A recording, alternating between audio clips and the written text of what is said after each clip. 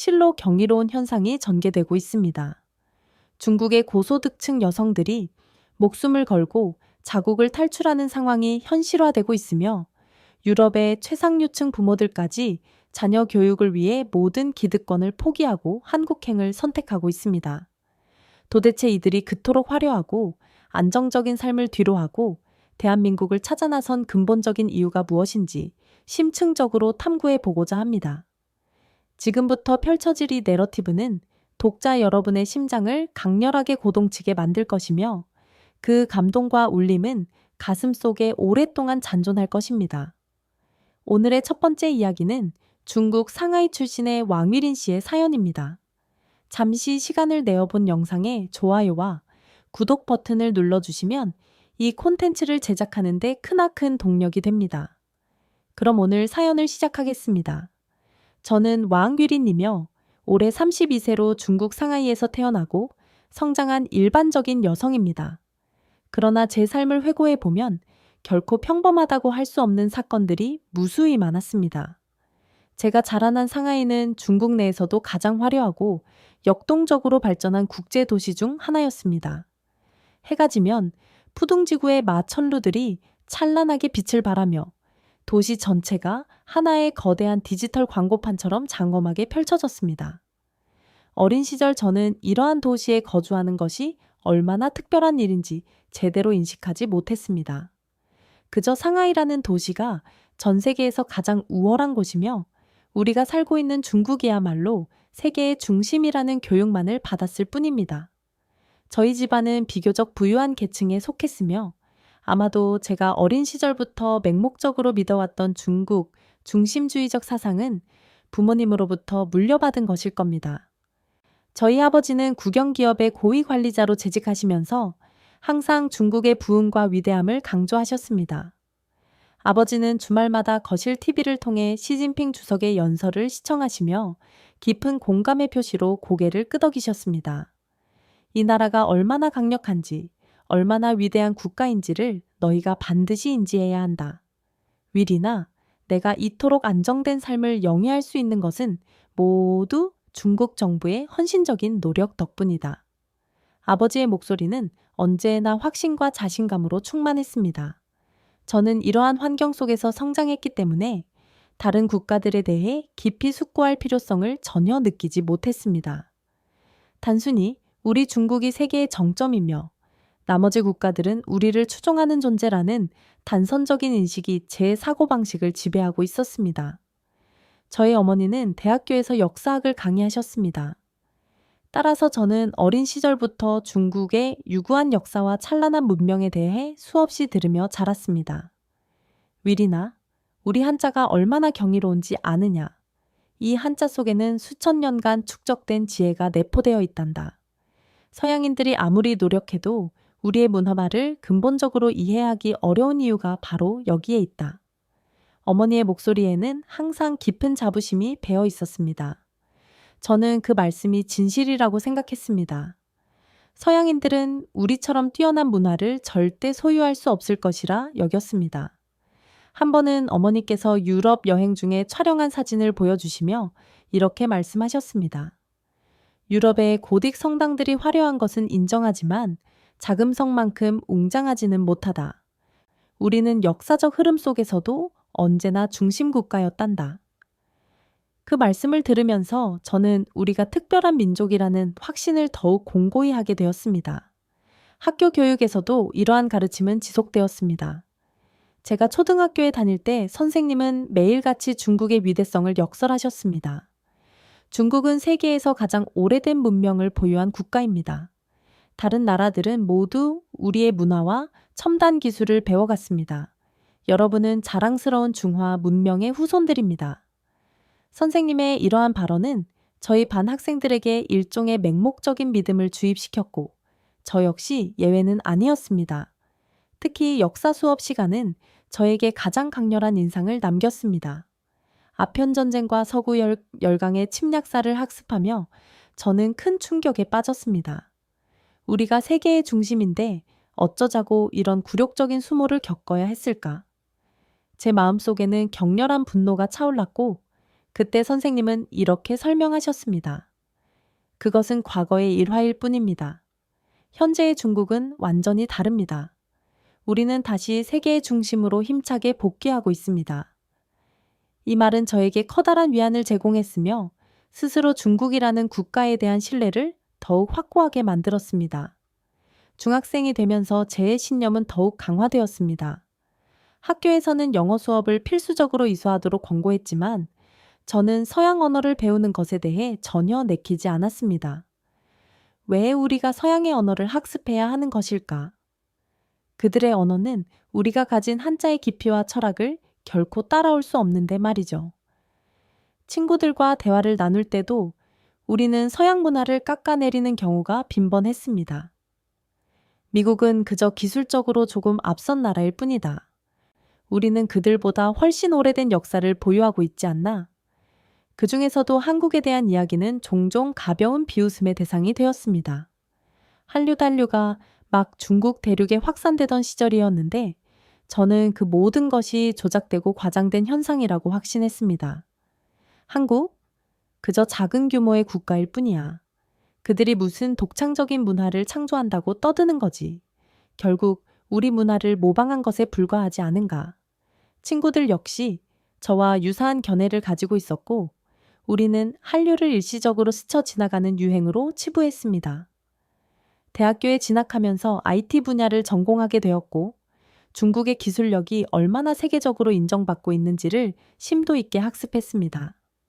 알리바바, 텐센트, 화웨이와 같은 거대 기업들이 글로벌 시장을 주도하고 있다는 사실은 저에게 엄청난 자부심을 선사했습니다.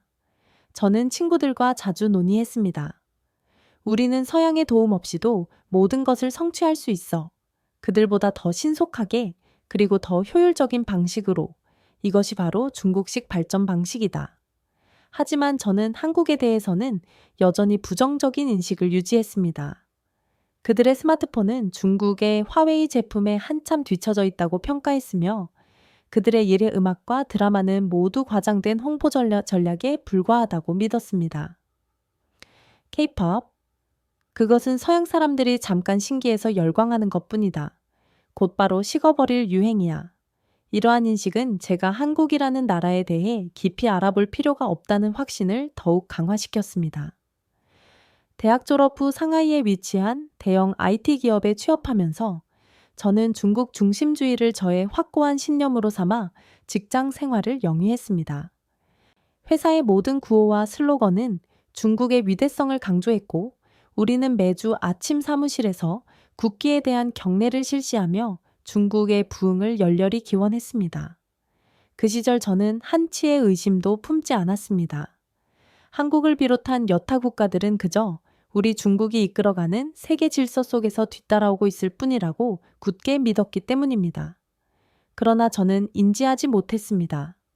제가 그토록 확신했던 신념이 어떻게 처참하게 무너질 날이 다가오고 있었는지를 말입니다. 제가 그렇게 무시하고 폄하했던 한국이라는 국가가 제 인생을 완전히 변화시키게 될 줄은 꿈에도 상상하지 못했습니다. 제가 상하이에 있는 대형 IT 기업에 첫 출근을 했던 그날은 설렘과 엄청난 자부심으로 가득 차 있었습니다. 그날 아침 새로 맞춘 정장을 착용하고 회사 건물 앞에 섰을 때의 그 벅찬 감정은 지금도 잊히지 않습니다. 회사 로고가 새겨진 유리 벽면면을 바라보며 저는 스스로에게 다짐했습니다. 이곳에서 반드시 성공하여 부모님께 자랑스러운 딸이 되겠다. 하지만 그러한 다짐이 무색하게도 제 삶은 입사 후 얼마 지나지 않아 근본부터 철저히 흔들리고 말았습니다. 첫날부터 회사의 분위기는 직원들을 압도하고 통제했습니다. 입구에는 거대한 스크린이 설치되어 직원들의 출퇴근 동선을 감시하고 있었고 책상 위에는 개인용 컴퓨터 대신 중앙 서버와 연결된 단말기만이 놓여 있었습니다. 모든 활동은 실시간으로 기록되고 있었습니다. 이는 보안 강화를 위한 조치입니다. 라는 표면적인 설명이 있었지만 실제로는 사사건건 직원들의 움직임을 통제하려는 의도가 명백했습니다. 그럼에도 불구하고 저는 이 모든 통제와 관리가 당연하다고 여겼습니다. 중국은 고속 성장을 지속하고 있으니 이러한 엄격한 관리는 필요할 것이다 라고 스스로를 합리화했습니다. 그러나 시간이 흐르면서 이곳이 단순히 엄격한 회사를 넘어 직원들을 무리한 실적 목표 아래 무자비하게 몰아붙이고 개인의 자유와 의견을 철저히 억압하는 공간임을 깨닫게 되었습니다. 매주 월요일 저희는 로비에 집결하여 의용군 행진곡을 합창하고 회사가 속한 중국 경제의 비전을 담은 연설을 강제로 청취해야 했습니다. 상사가 연단 위에서 역설했습니다. 여러분, 우리 회사의 목표는 단지 이윤을 창출하는 것에 국한되지 않습니다. 우리는 중국의 위상을 드높이는 선봉대가 되어야 합니다. 그 발언은 이상적으로 들릴 수 있었지만 곧바로 이어지는 실적 압박은 그 이상으로 가혹하고 비인간적이었습니다. 어느 날 회의에서 상사가 저에게 질문했습니다. 왕일인 씨, 이번 프로젝트 성과를 어제까지 보고했어야 했는데 왜 아직 제출되지 않았습니까? 그 순간 가슴이 철렁 내려앉았습니다. 프로젝트 마감일은 분명 이번 주 금요일이었지만 상사는 고의적으로 마감을 앞당기며 저에게 과도한 압력을 가했습니다. 그는 중국 경제는 단 한순간도 멈춰 서서는 안 됩니다. 이곳에서 근무하는 모든 인력은 중국의 발전을 위해 기꺼이 헌신할 준비가 되어 있어야 합니다. 라고 덧붙였습니다. 저는 얼떨결에 고개를 끄덕였지만 마음 한구석에서는 거대한 의문이 피어오르기 시작했습니다. 왜 이렇게까지 무리하게 추진해야 하는 것일까? 더 충격적이었던 경험은 바로 여성으로서 직면해야 했던 극심한 차별이었습니다. 회사에서 여성 직원은 대체로 보조적인 역할로만 간주되었습니다. 회의가 있을 때마다 여성 직원들이 의견을 개진하면 상사들은 대수롭지 않게 무시하거나 그것은 남성들이 처리할 전문 영역이다 라며 단호하게 잘라 말했습니다. 저 역시 한 번은 회사의 주요 고객과 중요한 계약을 논의하던 중 의견을 제시했는데 상사가 저를 즉시 가로막으며 말했습니다. 위린 씨, 중요한 최종 결정은 우리 남성들이 알아서 처리할 것이니 여성 직원은 염려하지 않아도 됩니다. 그 말을 듣는 순간 제 얼굴이 화끈거렸습니다. 그러나 저는 어떠한 반박도 할 수 없었습니다. 저항하는 즉시 저의 자리가 위태로워질 것이 명확했기 때문입니다. 이보다 더 심각한 사건도 있었습니다. 회사에서 주최한 공식 행사에서 저는 다른 팀을 대표하여 발표를 맡게 되었습니다. 몇 주 동안 밤낮 없이 철저히 준비한 끝에 발표는 성공적으로 마무리되었습니다. 하지만 행사 후 들려온 상사의 한마디는 저를 깊은 절망에 빠뜨렸습니다. 왕일인 씨가 발표를 훌륭하게 해냈네요. 여성 직원이 이렇게 아름다우면 누가 발표하더라도 당연히 주목받지 않겠습니까? 동료들 사이에서 냉소적인 웃음소리가 터져나왔지만 저는 아무런 대응도 할 수 없었습니다. 저의 피나는 노력이 외모에 의해 폄하된다는 사실에 격렬한 분노가 치밀었지만 애써 무표정한 미소를 지어야 했습니다. 이 회사에서 일하는 동안 저는 매일같이 극심한 좌절감을 경험했습니다. 여성은 중요한 의사결정을 맡을 수 없었고 제가 제시한 혁신적인 아이디어도 상사들의 권위에 의해 번번이 묵살되었습니다. 어떤 날은 동료 남성 직원이 제 자리로 와서 이렇게 말했습니다. 왕일인, 예쁜 얼굴을 가졌으면 그것으로 충분한 것 아닌가? 왜 그렇게 과도한 야심을 부리는가? 그 말을 들으며 저는 깊은 회의에 잠겼습니다. 내가 이 회사에서 아무리 열심히 노력한다고 한들 과연 정당하게 인정받을 수 있을까? 회식 자리에서도 여성 직원은 철저히 부속물처럼 취급당했습니다. 남성 상사들은 여자 직원에게 술잔을 강요하며 농담을 가장한 불쾌하고 성적인 발언을 서슴지 않았습니다. 결혼은 도대체 언제 할 생각입니까? 여성은 좋은 남성을 만나 가정을 이루는 것이 궁극적인 성공이라니까요. 한 번은 팀원들과의 회식 자리에서 저는 결혼보다 제 경력이 더 중요하다고 생각합니다. 라고 말했을 때 상사는 비웃음을 흘리며 되물었습니다. 그럼 평생 싱글로 늙어 가겠다는 것인가요? 나중에 후회하지 않기를 바랍니다. 이러한 왜곡된 분위기 속에서 저는 점점 더 극도의 고립감을 느꼈습니다. 회사는 저를 단지 외모로만 평가했으며 제가 보유한 능력과 헌신적인 노력은 정당하게 평가받을 기회조차 박탈되었습니다. 퇴근 후 집으로 돌아오는 길, 저는 스스로에게 뼈아픈 질문을 던지곤 했습니다. 나는 왜 이렇게 억압적인 삶을 살고 있는 것일까? 이곳에서 나의 진정한 가치는 대체 무엇일까? 이 모든 경험은 제가 그토록 자랑스러워했던 중국 사회 체제에 대한 맹목적인 믿음을 뿌리부터 흔들기 시작했습니다. 표면적으로는 이 화려하게 발전한 것처럼 보였지만 그 내부에 내재된 부조리와 성차별은 도저히 묵과할 수 없는 수준이었습니다. 저는 마음속 깊은 곳에서 이 억압적인 체제로부터 벗어나고 싶다는 강렬한 열망이 점차 커져가고 있음을 느꼈습니다. 회사가 부당한 대우와 차별로 가득 차 있었던 것만큼 중국 사회 전반의 체제 불안정 역시 저의 삶에 깊은 흔적을 남겼습니다. 제가 근무하던 IT 기업은 중국 경제의 상징적인 성공 사례로 대외적으로 알려져 있었지만 내부 상황은 결코 희망적이지 않았습니다. 경영진은 정부의 새로운 규제를 충족시키기 위해 직원들에게 더욱 많은 압박을 가했고 그 결과 많은 동료들이 하나둘씩 회사를 떠나기 시작했습니다. 매일같이 내일이 오지 않을 것만 같다. 며 푸념하던 동료들의 목소리는 저에게도 극심한 불안감을 전염시켰습니다. 문제는 여기서 멈추지 않았습니다. 어느 날 아침 회사 내에 새로운 규정이 하달되었습니다. 모든 직원은 정부가 제공한 애플리케이션을 의무적으로 설치하고 매일 출퇴근 동선을 상세히 보고해야 한다.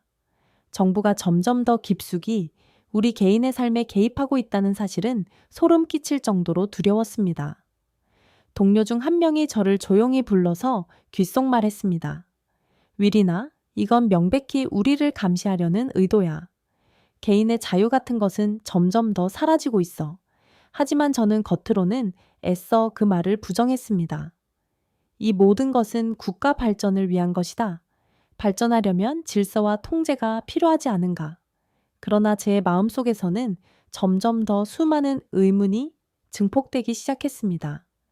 이러한 사회적 불안정성은 결국 우리 가족에게까지 영향을 미쳤습니다. 아버지가 수십 년간 충성을 다해 근무하시던 국영기업은 갑작스러운 대규모 구조 조정을 발표했습니다. 수십 년간 헌신했던 아버지는 결국 36명의 해고 대상자 중 한 분이 되셨습니다. 아버지는 나는 국가를 위해 일했는데 이렇게 하루아침에 버려질 줄은 몰랐다고 말씀하시며 깊은 좌절감을 감추지 못하셨습니다. 어머니 역시 대학 강의 중 민감한 발언을 했다는 이유로 엄중한 징계를 받으셨습니다. 우리는 과거를 자랑스러워해야 하지만 앞으로 나아갈 길에 대해서도 고민해야 하지 않겠니? 라는 지극히 평범하고 상식적인 한마디가 문제 발언으로 지적된 것입니다. 그날 저녁 부모님과 함께한 식사 자리에서 아버지가 말없이 술잔만을 비우는 모습을 보며 저는 가슴이 찢어지는 듯한 고통을 느꼈습니다. 제가 어린 시절부터 강한 자부심을 갖고 살아가게 했던 부모님이 이제는 현실의 무게에 짓눌려 무너져가는 모습을 보니 한편으로는 격렬한 분노가 치밀어 올랐습니다. 왜 우리는 이렇게 살아야만 하는 것일까? 왜 아무도 우리를 보호해주지 않는 것일까? 하지만 이러한 질문을 감히 입 밖으로 꺼낼 수는 없었습니다. 그 와중에 제가 직면한 여성차별은 더 이상 인내하기 어려운 수준에 도달했습니다. 회사 내 여성들이 해고 1순위가 된 것은 물론이고 새로운 규정에 따라 여성 직원들은 사무실 내 필수 관리직에서 완전히 배제되었습니다. 여성은 집에서 가정을 돌보는 것이 국가에 봉사하는 길이다 라는 말이 상사들 사이에서 공공연하게 오갔습니다. 저는 그 말을 듣고 싶지 않아도 들어야 했고 어떤 날은 밤새도록 끓어오르는 분노 때문에 숙면을 취할 수 없었습니다. 그러던 어느 날 친구가 비밀리에 보내준 링크를 통해 하나의 뉴스를 접하게 되었습니다. 뉴스에서는 한국이라는 나라를 심층적으로 다루고 있었는데 아시아 민주주의의 모범이라는 표제가 붙어 있었습니다. 화면 속 한국은 제가 알고 있던 후진적인 국가 이미지와는 완전히 다른 모습이었습니다. 한국의 정치적 자유, 눈부신 경제적 성장, 그리고 여성들이 능동적으로 커리어를 쌓아나가는 모습이 구체적으로 소개되고 있었습니다. 이것은 조작된 이미지일 것이다. 처음에는 고개를 돌렸지만 뉴스가 계속되면서 저는 화면에서 눈을 뗄 수 없었습니다. 그 뉴스에서는 한 한국 여성이 자신이 다니는 회사에서 승진한 경험을 당당하게 이야기하고 있었습니다. 그녀는 환한 미소를 지으며 이렇게 말했습니다. 이 회사에서는 제가 여성이라는 사실이 전혀 문제가 되지 않았습니다. 오히려 능력을 인정받고 전문성을 발휘해야 할 수 있는 환경이죠. 그 말을 듣는 순간 저는 복잡다단한 감정에 사로잡혔습니다. 한국이 이렇게까지 발전했다고? 아니야, 이건 명백한 거짓말일 거야. 스스로를 필사적으로 설득하려 했지만 제 마음속 어딘가에서는 만약 이것이 사실이라면 이라는 질문이 맴돌고 있었습니다. 그날 이후 저는 인터넷을 통해 한국에 대한 정보를 조심스럽게 탐색하기 시작했습니다. 엄격한 인터넷 검열로 인해 모든 정보를 접할 수는 없었지만 간혹 VPN 가상 사설망을 통해 접속한 해외 웹사이트에서 한국에 대한 긍정적인 이야기들을 발견할 수 있었습니다. 여성도 사회의 중심 주체가 될 수 있는 나라, 개인의 자유와 권리가 확실히 보장되는 곳. 이러한 문구들은 마치 제 마음속 깊은 곳을 격렬하게 두드리는 것만 같았습니다. 이러한 불안정한 상황 속에서 저는 중국 체제에 내재된 균열을 점차 실감하게 되었고 스스로에게 근본적인 질문을 던지기 시작했습니다. 내가 지금까지 맹목적으로 믿어왔던 모든 것이 과연 진실일까? 하지만 그런 질문을 하면서도 여전히 제가 선뜻 행동에 나설 용기는 부족했습니다. 또한 한국에 대한 정보는 제가 기존에 알고 있던 것과는 너무나 달랐기에 쉽게 믿기지 않았습니다. 설마 한국이 그렇게까지 대단한 나라일 리가 없어. 그저 서양에서 과대평가한 것일 뿐이겠지. 저는 스스로를 설득하며 이 모든 것이 단지 환상에 불과하다고 애써 생각하려 했습니다. 하지만 내심 그 환상 속에 담긴 진실을 확인하고 싶은 열망 또한 점점 더 커져갔습니다. 처음에는 한국 관련 자료를 찾아보는 행위 자체가 불편하고 어색했습니다. 제가 성장해온 환경에서 한국은 언제나 조롱과 비판의 대상이었기 때문입니다. 제가 처음으로 접한 정보는 한 블로그였습니다. 한국으로 이민 간 중국 여성이 작성한 글이었는데 처음에는 그 제목부터가 제 심기를 불편하게 만들었습니다. 한국에서 나는 나다워질 수 있었다. 첫 문장을 읽는 순간 저는 화면을 닫아버리고 싶은 충동을 느꼈습니다. 뭐야? 한국에서 뭘 얼마나 대단한 경험을 했다고 이런 글을 쓰는 거지? 라고 생각하며 비웃었죠. 하지만 도저히 참을 수 없는 강력한 호기심에 다시 블로그를 열고 정독하기 시작했습니다. 그녀의 이야기는 간결했지만 강력했습니다. 한국에 정착한 후 직장에서 순전히 실력으로 인정받고 남녀를 차별하지 않는 수평적인 조직 문화에 큰 충격을 받았다는 내용이었습니다. 한국에서는 회사 회의에서 여성이 자신의 의견을 개진하는 것이 전혀 이상한 일이 아니었습니다. 오히려 제 의견을 귀담아 경청해주고 그것을 적극적으로 프로젝트에 반영해 주었어요. 중국에서는 상상조차 할 수 없는 일이었죠. 저는 그 글을 읽으면서 속으로 이렇게 중얼거렸습니다. 말도 안 돼. 이건 그냥 그 여성이 운이 좋았던 특별한 사례일 뿐이야. 하지만 그 여성이 작성한 글의 마지막 문장은 저를 더 이상 가만히 앉아 있을 수 없게 만들었습니다. 한국은 저에게 새로운 삶의 문을 열어준 국가입니다. 더는 외모나 나이로 평가받지 않고 나 자신 그대로의 가치를 인정받을 수 있는 곳이죠. 그날 이후로 저는 블로그뿐만 아니라 유튜브와 포럼 등 다양한 온라인 채널에서도 한국에 대한 심층적인 이야기들을 탐색하기 시작했습니다. 특히 한국으로 이주한 중국인들의 실제 경험담은 저를 완전히 매료시켰습니다. 한국에서는 여성이 나이가 많아도 자신의 직업을 지속할 수 있습니다. 오히려 경험이 많을수록 존중받는 분위기입니다. 한국 기업들은 직원들이 자신의 목소리를 용기 있게 낼 수 있도록 장려하는 조직 문화가 매우 강합니다. 이러한 이야기들은 제가 굳게 믿어왔던 세상의 논리와는 너무나 상기했습니다. 또 한 가지 인상 깊었던 것은 한국의 일상적인 문화를 소개하는 유튜브 채널이었습니다. 한 중국 여성이 한국의 재래시장과 거리에서 경험한 일들을 소개하고 있었는데 그녀는 이런 점을 언급했습니다. 한국 사람들은 정말 친절합니다. 길을 물어보면 답변뿐만 아니라 때로는 직접 목적지까지 안내해 주기도 합니다. 중국에서는 상상할 수 없는 일이죠. 그녀가 보여준 영상 속 시장의 모습은 활기차고 따뜻해 보였습니다. 상인들이 웃으며 인사를 건네고 손님들과 자연스럽게 대화를 나누는 모습은 제가 자라온 곳의 각박함과는 너무나 대조적이었습니다. 점차 한국이라는 나라에 대해 알아갈수록 저는 한 가지 명확한 공통점을 발견하게 되었습니다. 한국은 인간 개개인을 소중히 여기고 그 본연의 가치를 인정해주는 공동체 중심의 나라라는 것이었습니다.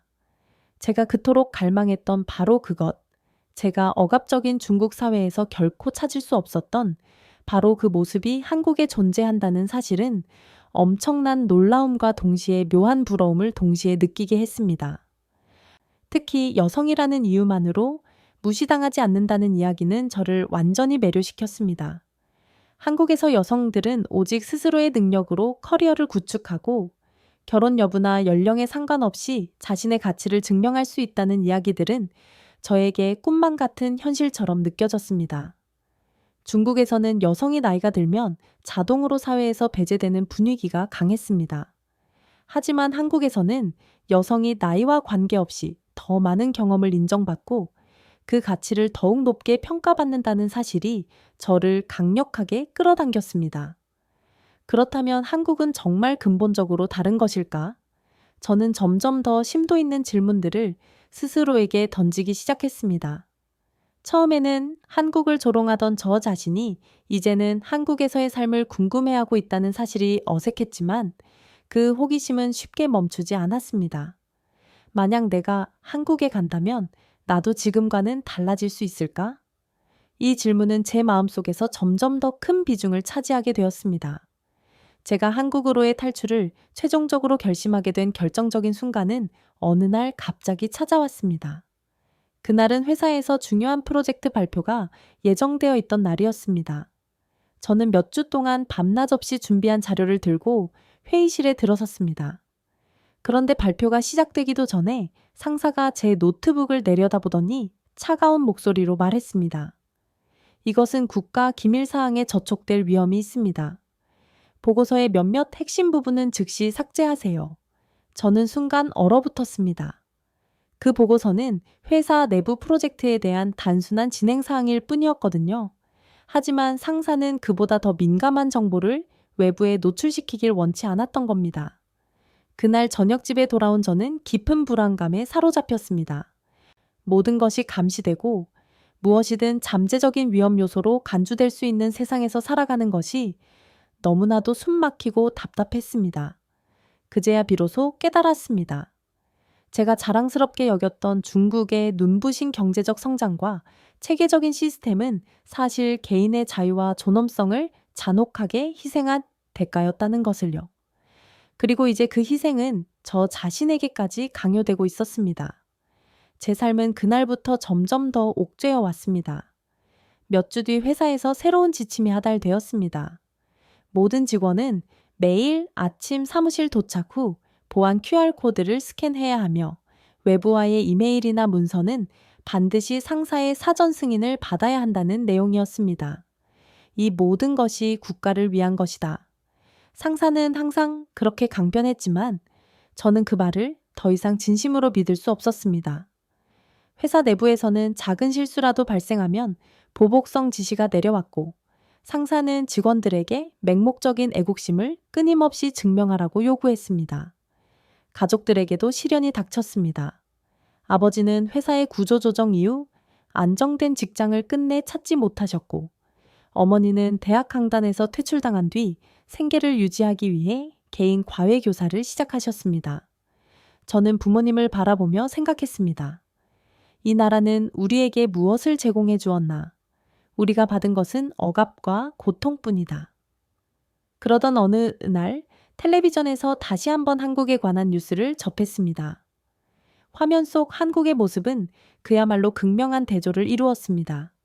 사람들은 웃으며 지하철을 타고 출근했고 회사에서는 상사가 직원들과 자유롭게 의견을 나누고 아이디어를 공유하는 모습이 비쳤습니다. 이것은 내 꿈속에서나 나올 법한 이상적인 세상이야. 처음엔 그렇게 느꼈지만 곧 마음 한구석에서 작은 목소리가 들려왔습니다. 왜 그것이 단순한 꿈이어야 하지 현실로 만들 수는 없을까? 한국으로의 탈출을 결심하는 데는 엄청난 용기와 결단이 필요했습니다. 제가 자라온 중국 사회에서 한국으로 떠나겠다는 결정은 마치 세상을 등지고 영원히 떠나는 것과 같은 중대한 행위였습니다. 게다가 모든 것이 철저히 통제된 환경에서 한국으로 이민하는 것은 결코 쉬운 일이 아니었습니다. 그러나 자유를 향한 강렬한 갈망은 그 모든 두려움과 불안을 압도했습니다. 결국 저는 비행기표를 예약했습니다. 그 표를 예약하던 날 제 손은 걷잡을 수 없이 떨리고 있었습니다. 정말 이것이 옳은 선택일까? 한국에서 내가 과연 성공적으로 정착할 수 있을까? 하지만 제 마음속 깊은 곳에서 울리는 목소리가 있었습니다. 이곳에 계속 머문다면 아무것도 근본적으로 바뀌지 않아. 드디어 출국 당일, 저는 새벽 일찍 집을 나섰습니다. 부모님께는 간단한 출장을 간다고만 말씀드렸을 뿐이었습니다. 공항으로 향하는 택시 안에서 저는 창밖을 응시하며 상하이의 익숙한 거리를 눈에 담았습니다. 하지만 그 풍경이 이제는 더 이상 저에게 심리적 안정감을 주지 않았습니다. 여기는 내 고향이지만 더는 나를 위한 공간이 아니야. 인천국제공항에 도착했을 때 저는 마치 완전히 다른 세상에 발을 디딘 것 같은 느낌을 받았습니다. 공항의 깨끗하고 체계적인 모습은 그 자체로도 저를 압도했습니다. 모든 안내 표지판이 한국어뿐만 아니라 영어와 중국어로도 명확하게 작성되어 있었고, 공항 직원들은 친절한 미소를 지으며 방문객들을 따뜻하게 맞이하고 있었습니다. 정말 근본적으로 다르다. 저는 속으로 중얼거리며 깊은 한도의 한숨을 내쉬었습니다. 입국 심사를 마치고 공항 밖으로 나왔을 때 저는 비로소 진정한 자유의 공기를 느꼈습니다. 이곳이 나의 새로운 시작점이 될 것이다. 그날 밤 숙소에서 저는 거울을 보며 조용히 다짐했습니다. 윌이나, 이제는 너 자신을 위해 당당하게 살아가자. 더 이상 억압적인 체제에 머물지 않을 것이다. 그렇게 저는 한국에서의 새로운 삶을 시작했습니다. 앞으로의 길이 결코 쉽지 않을 것을 인지하고 있었지만 제가 그토록 염원했던 자유와 존엄성을 되찾기 위해서는 그 어떤 어려움과 고난도 감수할 준비가 되어 있었습니다. 한국에 도착한 후 첫날, 저는 모든 것이 낯설고 어색했지만 동시에 가슴이 설렘으로 가득 찼습니다. 숙소에서 짐을 정리하고 거울을 보며 속으로 중얼거렸습니다. 이제 새로운 여정이 시작된다. 내가 얼마나 잘 해낼 수 있을지 한번 보여주자. 하지만 그 자신감은 곧 현실적인 걱정거리로 바뀌었습니다. 한국어는 여전히 서툴렀고 이곳에서 어떻게 성공적으로 적응해야 할지 막막하기만 했습니다. 첫 번째 과제는 한국어 어학원을 찾는 일이었습니다. 인터넷 검색을 통해 알아본 어학원에 등록하러 갔을 때 접수처 직원이 환하게 웃으며 저에게 인사를 건넸습니다. 안녕하세요. 어떤 도움을 드릴까요? 그 순간 저는 극도의 긴장이 풀리는 것을 느꼈습니다. 그들은 제 어설픈 한국어 실력을 전혀 평가하려 하지 않고 오히려 천천히 쉬운 한국어로 모든 등록 과정을 친절하게 설명해 주었습니다. 걱정하지 마세요. 처음에는 모두가 서툴지만 곧 능숙해지실 거예요. 그 작은 격려의 말이 저에게는 큰 힘이 되었습니다. 어학원 첫 수업에서 저는 다양한 국적의 학생들과 마주하게 되었습니다.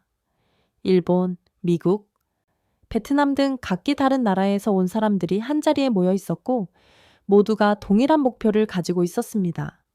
바로 한국어를 습득하고 한국에서의 새로운 삶을 시작하자는 것이었습니다. 선생님은 밝은 미소로 수업을 시작하며 말씀하셨습니다. 여러분 모두 잘 해낼 수 있어요. 실수해도 전혀 괜찮아요. 여기는 모두가 함께 배우고 성장하는 곳이니까요. 그 말씀은 제가 중국의 억압적인 환경에서는 결코 듣지 못했던 따뜻한 격려였습니다. 수업이 끝난 뒤 저는 첫 한국 생활을 기념하기 위해 근처 카페에 들렀습니다. 메뉴판을 보며 어설프게 발음을 연습했지만 직원이 다가와 미소를 지으며 저를 도와주었습니다. 이것은 달콤한 커피이고 저것은 조금 더 진한 맛입니다. 처음이시면 이 메뉴를 추천드릴게요. 직원의 세심한 설명과 진심 어린 미소는 제가 긴장을 풀고 한국이라는 나라에 대해 조금 더 마음을 열게 하는 결정적인 계기가 되었습니다. 며칠 후 어학원에서 만난 친구들과 함께 한국의 전통시장을 방문했습니다. 시장에서는 상인들이 환한 미소로 손님들을 맞이하며 다양한 음식과 물건들을 적극적으로 소개하고 있었습니다. 한 아주머니가 제게 다가와 시식해보라고 권하며 말했습니다. 이것은 방금 만든 따끈한 떡이에요. 한번 드셔보세요. 맵지도 않고 정말 맛있어요. 저는 그 말을 듣고 처음으로 한국 음식을 시식해보았고 그 순간 느꼈던 따뜻함과 인간미는 말로 표현할 수 없을 정도였습니다. 한국에서 만난 사람들은 저를 항상 따뜻하게 환영했고 제가 언어적인 실수를 할 때마다 격려와 지지를 아끼지 않았습니다. 어느 날 지하철에서 길을 잃고 헤매고 있을 때였습니다. 스마트폰 지도를 들여다보며 혼란스러워하고 있던 저에게 한 중년 여성분이 다가와 말을 걸었습니다. 어디로 가시려는 거예요? 제가 기꺼이 도와드릴게요. 그분은 제가 가야 할 목적지를 물어보더니 직접 손짓으로 가는 길을 상세히 설명해 주었고 심지어 같은 방향이라며 저와 함께 걸어가 주기까지 했습니다. 한국에 오신 것을 진심으로 환영해요. 처음에는 헷갈리겠지만 곧 익숙해지실 거예요. 이러한 따뜻함과 배려는 단순히 사람들의 친절로만 끝나지 않았습니다. 한국의 체계적이고 선진적인 사회 시스템 역시 제게 큰 충격으로 다가왔습니다. 지하철 승강장에서 스크린 도어를 처음 본 날, 저는 한국 사회의 세심한 안전 시스템에 감탄했습니다. 이것이 당연하다고 생각할 수도 있지만 정말 놀랍다.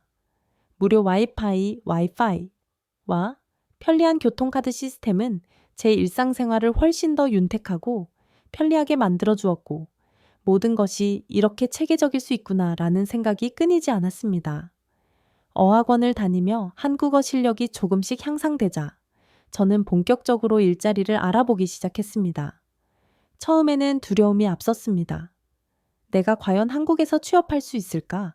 나는 외국인이고 아직 한국어도 완벽하지 않은데 하지만 마음을 굳게 다잡고 무역 회사에 지원서를 제출했습니다. 면접에서 저는 간신히 한국어로 대답을 이어나갔고 면접관들은 저의 이야기에 진지하고 경청하는 태도로 임해 주었습니다. 그들은 저의 경력과 전문성을 심도 있게 질문했고 그에 대한 건설적인 피드백을 제공하며 말했습니다. 왕유린 씨, 당신의 우수한 경험은 우리 회사의 중요한 자산이 될 수 있습니다. 함께 일할 수 있기를 진심으로 바랍니다. 며칠 뒤 합격 통보를 받았을 때 저는 감격의 눈물을 흘렸습니다. 내가 한국에서 실력으로 인정받았어. 그 순간은 제 인생에서 가장 찬란하게 빛나는 순간 중 하나였습니다. 첫 출근 날 동료들은 저를 환영하며 다가와 잘 부탁드립니다. 라고 정중하게 인사했습니다. 그들은 제가 낯설어하고 어려워하는 모습에도 불구하고 친절하게 다가와 한국의 조직 문화를 설명해주고 제가 이해하지 못한 부분은 천천히 다시 알려주었습니다. 특히 회사의 회의 문화는 제가 충격을 받을 정도로 달랐습니다. 중국에서는 상사의 의견이 절대적인 진리였고 직원들은 그저 수동적으로 따르기만 했습니다. 하지만 이곳에서는 팀원들 모두가 자신의 의견을 자유롭게 개진했고 그 의견은 진지하게 논의되고 존중받았습니다. 제가 일본 시장과 관련된 새로운 아이디어를 제안했을 때 팀장님은 매우 좋은 의견입니다. 바로 프로젝트에 적용해 봅시다. 라고 격려해 주셨습니다. 그 말을 들은 순간 저는 속으로 생각했습니다. 이곳은 정말 다르구나. 내가 노력한 만큼 정당하게 인정받고 성장할 수 있는 곳이야. 한국에서의 첫 직장은 저에게 단순한 일터 이상의 의미를 가졌습니다. 그곳은 저에게 인정받고 전문성을 성장시킬 수 있는 공간이었고 동시에 제 삶의 방향을 완전히 혁신적으로 바꿔놓은 곳이었습니다. 이제야말로 내가 진짜로 나답게 주체적으로 살아갈 수 있는 곳에 도착했구나 그 깨달음은 제가 한국이라는 나라를 깊이 사랑하게 만든 가장 근본적인 이유 중 하나였습니다.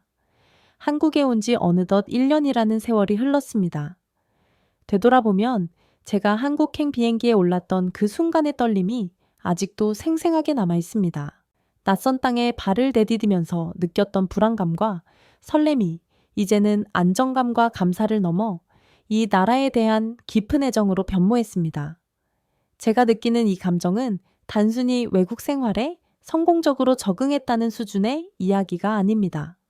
한국에서의 시간은 저를 완전히 새로운 사람으로 만들어 주었습니다. 한국에서의 삶은 마치 저에게 새로운 지평을 열어준 것 같았습니다. 제가 살아왔던 중국에서의 삶과는 너무나 대조적이었습니다. 한국은 저를 외모나 나이와 같은 비본질적인 요소로 판단하지 않았습니다. 회사에서는 제가 제시하는 창의적인 아이디어를 진지하게 수용했고, 제가 프로젝트에 기여한 성과를 명확하게 인정해 주었습니다. 저는 처음으로 누군가가 저를 있는 그대로 인정해주고, 저의 내재된 가치를 진심으로 바라봐주는 경험을 했습니다. 제가 제시한 작은 의견 하나가 프로젝트의 핵심 아이디어로 발전할 때 팀원들이 환하게 웃으며 저에게 위린 씨 덕분에 정말 좋은 결과를 얻었다고 말했을 때 저는 제가 진정한 한 사람의 인격체로서 존중받는다는 것을 깊이 느꼈습니다. 일상의 소소한 순간에서도 한국은 저에게 깊은 감동을 선사했습니다. 처음으로 시장에 갔을 때 상인 아주머니가 떡 한 조각을 건네며 첫 한국 생활이죠? 잘 적응할 거예요. 라고 따뜻하게 말해 주셨을 때 저는 그 작은 친절이 얼마나 큰 위로와 용기가 되는지 알게 되었습니다. 지하철역에서 무거운 가방을 들고 에스컬레이터 앞에서 멈춰 섰을 때 옆에 있던 학생이 먼저 다가와 제가 짐을 들어 드릴게요 라며 환하게 웃어주던 그 순간도 잊을 수 없습니다. 한국에서는 사람들이 보여주는 배려와 따뜻함이 마치 자연스러운 습관처럼 몸에 배어 있다는 것을 실감했습니다. 한국에서 만난 모든 사람들은 늘 저에게 힘과 용기를 주었습니다. 어학원 선생님은 제가 어설픈 발음으로 한국어를 말할 때마다 웃으며 잘했어요. 계속 노력하면 정말 유창해질 거예요. 라며 열렬히 응원해 주셨습니다. 회사 동료들은 제가 업무상 실수를 할 때마다 괜찮아요. 처음에는 누구나 다 그런 과정을 겪습니다라며 어깨를 토닥여 주었습니다. 이곳에서는 누군가가 나를 다독여주고 실패를 성장의 배움으로 여기는 건강한 문화가 자리 잡고 있었습니다. 저는 그 온기 속에서 점차 자신감을 회복하고 삶에 대한 의욕을 다시금 충전할 수 있었습니다. 그러던 어느 날 퇴근 후 한강변을 산책하며 문득 이런 생각이 들었습니다. 왜 내가 이곳에서 이렇게 마음이 평온하고 행복할까? 그 대답은 명확하고 간결했습니다. 한국은 제가 꿈꿔왔던 진정한 자유를 선사했고 제 자신을 있는 그대로 받아들여준 최초의 국가였기 때문입니다. 저는 애써 외모로 평가받을 필요도 없었고 누군가의 부당한 기대에 맞춰 살아갈 필요도 없었습니다. 한국은 저를 왕유린이라는 한 사람의 주체적인 존재로 바라봐 주었고 제가 무엇을 할 수 있는지에 대해 진정으로 궁금해하는 나라였습니다. 하지만 저의 행복만으로 이 이야기가 끝날 수는 없었습니다. 이 모든 소중한 순간들을 저 혼자만 누릴 것이 아니라 제가 가장 사랑하는 부모님과도 반드시 나누고 싶었습니다. 몇 달 전 부모님과 통화하며 처음으로 이곳에서의 삶에 대해 솔직하게 말씀드렸습니다. 아빠, 엄마, 한국은 정말 완전히 달라요. 여기에 오시면 우리 가족 모두가 더 행복해질 수 있어요. 아버지는 한동안 깊은 침묵 끝에 조심스럽게 말씀하셨습니다. 그것이 사실이라면 정말 꿈만 같겠구나. 어머니 역시 네가 행복하다면 우리도 언젠가는 한번 한국에 가보고 싶다고 말씀하셨습니다. 그 말씀을 들으며 저는 속으로 굳게 다짐했습니다. 부모님도 이곳에서 더 나은 삶과 존엄을 누리게 해드리고 싶다. 저는 한국에서의 삶이 단순히 저 개인의 행복으로 귀결되기를 원치 않습니다. 이 나라가 저에게 베풀어준 자유와 사랑을 부모님께도 나누고 싶고 언젠가는 더 많은 사람들이 이곳에서 새로운 시작을 꿈꿀 수 있도록 적극적으로 돕고 싶습니다. 이 글을 읽고 계신 여러분께 저는 꼭 이 사실을 전하고 싶습니다. 한국은 단순히 경제적으로 성공한 선진국이 아닙니다. 이곳은 한 사람 한 사람의 고유한 가치를 소중히 여기고 노력한 만큼의 정당한 결과를 얻을 수 있는 진정한 기회의 나라입니다. 제가 한국으로의 이주를 선택한 것은 제 인생 최고의 현명한 선택이었습니다. 이곳에서 저는 잃어버렸던 저의 진정한 자아를 되찾았고 앞으로의 삶을 어떻게 살아가야 할지 분명한 목표를 깨달았습니다. 한국은 저에게 새로 태어난 것과 같은 혁명적인 기회를 제공했습니다. 이제는 자신감을 가지고 당당하게 말할 수 있습니다. 이곳에서 저는 진정한 나를 발견했고 내 삶의 의미를 깨달았습니다. 이곳에서 제가 느낀 자유와 행복, 그리고 공동체의 따뜻한 사랑이 여러분께도 닿을 수 있기를 간절히 소망합니다. 이처럼 아시아에서 자유를 찾아 나선 이들의 감동적인 사연에 이어 이제 유럽 상류층 부모들이 한국행을 택한 또 다른 충격적인 사례를 분석하고자 합니다. 유럽 상류층 부모들이 자녀들을 동반하여 한국으로 이주하는 현상이 벌어지고 있습니다. 심지어 가족 단위로 이민을 결정하고 한국 학교에 입학을 준비 중이라는 소식에 현지 사회는 커다란 충격을 받고 있는데요. 자녀 교육을 위해 수십억 원의 막대한 투자를 아끼지 않던 유럽의 부유층들이 왜 갑작스럽게 한국을 최종 목적지로 선택했을까요?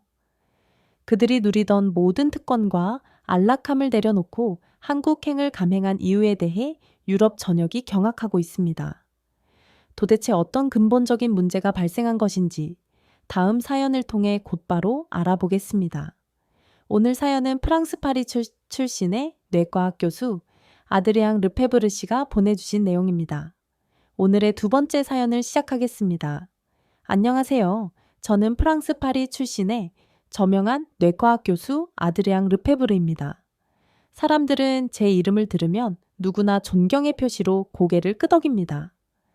프랑스 과학계에서는 나름 명망이 높으니까요. 하지만 제가 학문적인 성취보다 가장 자랑스러워 했던 것은 두 딸의 아버지라는 사실이었습니다.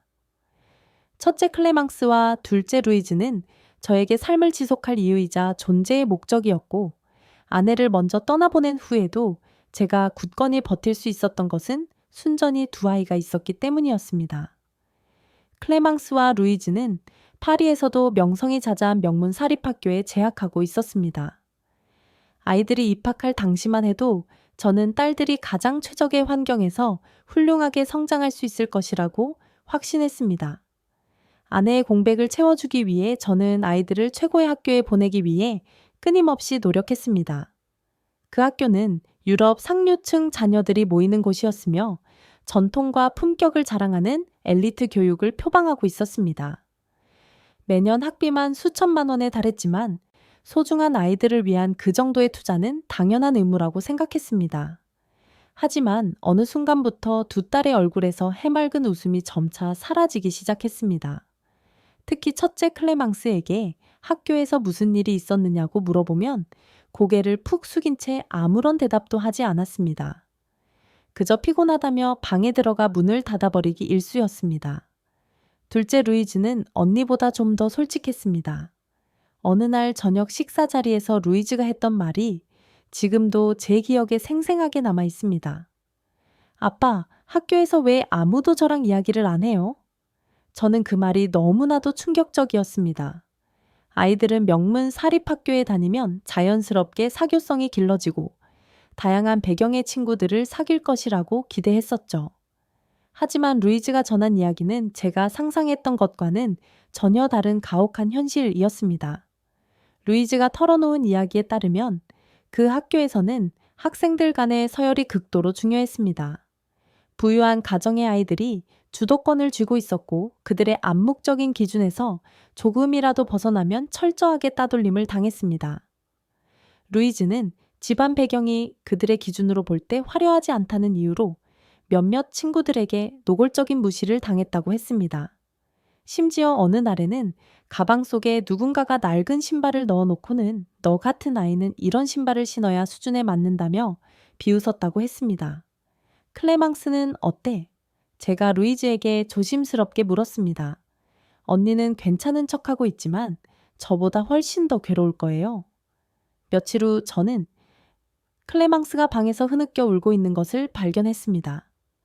무슨 일이니? 아빠한테 솔직하게 이야기해 줄 수 있겠니? 하지만 클레망스는 그저 고개를 저으며 아무 말도 하지 않았습니다. 며칠 후에서야 그녀가 그동안 겪었던 고통스러운 일들을 조금씩 털어놓기 시작했습니다.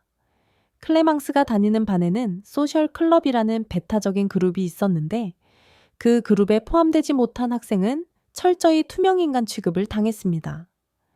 특히 특정 명품 브랜드의 가방이나 옷을 착용하지 않으면 그날부터 친구들이 단 한마디도 건네지 않는 일이 다반사였다고 했습니다. 더욱 심각한 문제는 그러한 배타적인 문화를 교사들 역시 알고 있었음에도 불구하고 전혀 개입하지 않았다는 것입니다.